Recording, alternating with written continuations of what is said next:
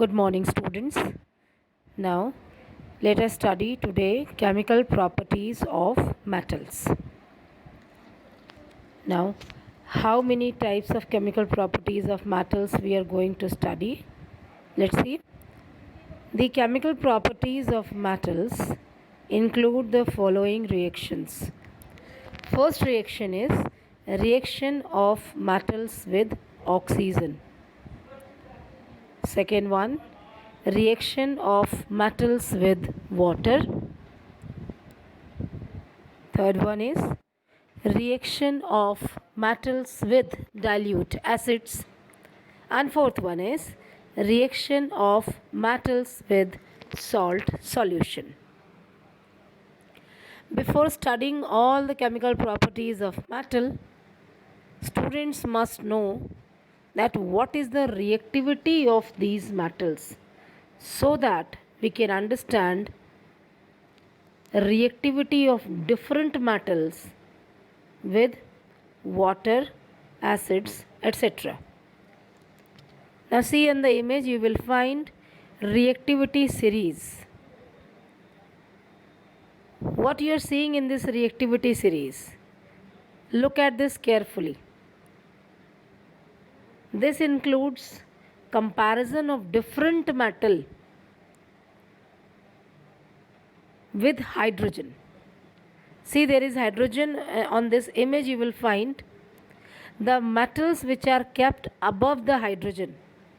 I am reading those names: potassium, sodium, lithium, barium, strontium, calcium, magnesium, aluminium, manganese, zinc, chromium, iron, cadmium, cobalt, nickel, tin, and lead. These all are kept above hydrogen. It means these many metals are more reactive than hydrogen. Now, what is the meaning of this one? More reactive than hydrogen? This means it will react with water as it is visible on the image, and it will also react with dilute acids.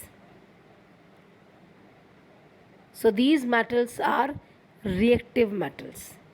Now look at the metals which are kept under hydrogen. They are antimony, bismuth, copper, mercury, silver, gold, and platinum.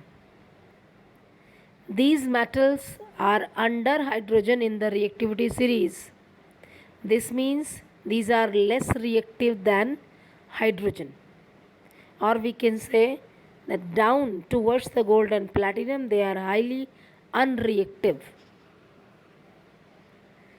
Now let's look one by one that how metal reacts with different substances. First, reaction of metals with oxygen.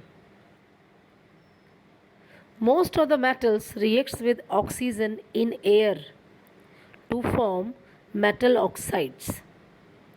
Word equation can be given as metal plus oxygen gives metal oxide.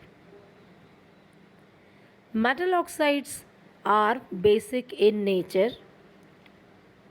It means these oxides will turn red litmus solution into blue color. Different metals reacts with oxygen in different temperature. Some reacts with oxygen on heating and some reacts with oxygen only on strong heating. One example of formation of metal oxide is given here. Sodium metal plus oxygen gas reacts or say combines and forms sodium oxide. Formula of sodium oxide is Na2O, which is solid in state. Now the next type of chemical property of metals is reaction of metals with water. Now before explanation, See in the image, four elements only on this image are circled. These are highly reactive metals and their names are lithium, sodium, potassium and calcium. Only those which are circled. These are highly reactive metals, and see what happens when they react with water. Let's take one example out of those four metals of potassium. When potassium reacts vigorously with cold water, and then see what happens, it's clearly visible in the image. It forms potassium hydroxide and oxygen. Since reaction takes place with the liberation of heat, this reaction is an exothermic reaction, and the hydrogen gas liberates, catches fire and burns, and also causes explosion. So this fantastic image picture, you can see how it actually reacts with literally exploding with water. Now the next type of chemical property is reaction of metals with dilute acids. The reactive metals, that is, the metals above hydrogen in the reactivity series, displaces hydrogen from dilute acids. What equation can be given as metal plus dilute acid gives metal salt plus hydrogen gas.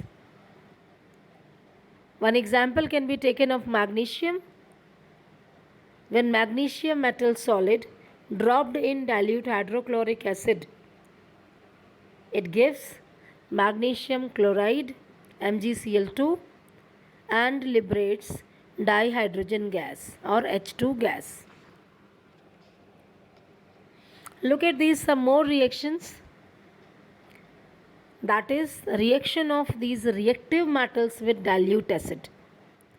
What again you are seeing in the image is one box, and inside the box four metals are mentioned. They are very reactive metals. Their names are potassium, sodium, lithium and calcium. And as I told you that these elements react with acid in a very violent and dangerous manner. These experiments would not normally be attempted in the school laboratory. This can be highly dangerous. And reaction is visible to you students. First example is potassium reacts with hydrochloric acid in order to produce potassium chloride and hydrogen gas. Second, sodium metal when dropped in sulfuric acid, that is dilute sulfuric acid of course, it produces sodium sulfate's aqueous solution and liberates hydrogen gas. And third one is when calcium allowed to react with nitric acid. Of course, it is dilute nitric acid. It produces calcium nitrate.